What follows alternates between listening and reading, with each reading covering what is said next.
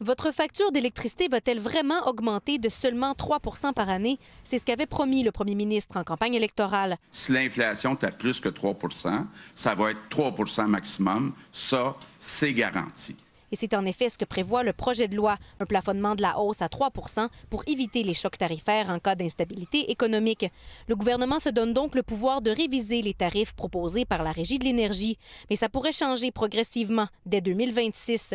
Le gouvernement ouvrira alors la porte à une modulation de la facture selon la consommation et les coûts de l'énergie. Ce sera aussi le début de la réévaluation aux 3 ans. Si vous avez un spa, une piscine chauffée, par exemple, une maison plus énergivore, des tarifs spécifiques pourraient s'appliquer. À l'inverse, si vous faites des efforts pour réduire votre consommation en période de pointe, vous pourriez avoir des rabais. C'est très bien. Ça, j'accepterais ça à la tonne. On est obligé de faire ça?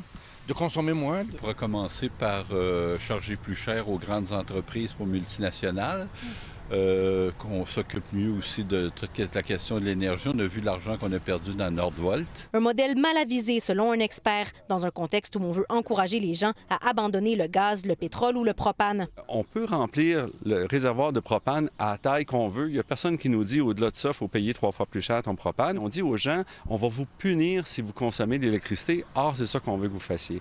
Et la facture de la modernisation d'Hydro-Québec sera surtout refilée aux entreprises. Les PME et les grandes industrielles se retrouvent à payer les frais que le résidentiel ne paiera pas. Elle s'expose à des hausses tarifaires entre 4 et 5 et aucun plafond n'est prévu dans la loi. Les très grandes entreprises vont voir sur papier leurs tarifs augmenter. Elles vont cogner, aller pleurer au gouvernement. On va leur donner des subventions pour compenser à nos frais.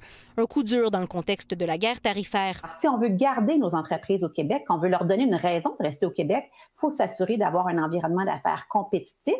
Et ça passe par des tarifs d'hydroélectricité qui sont compétitifs également. L'objectif du projet de loi, c'est de permettre à la Société d'État d'accélérer son plan d'investissement de 200 milliards de dollars pour produire 10 000 mégawatts d'électricité supplémentaire d'ici 2030. Ces mesures suffiront-elles à maintenir l'avantage énergétique du Québec? L'avenir le dira. Audrey Folliot, TVA Nouvelles, Montréal.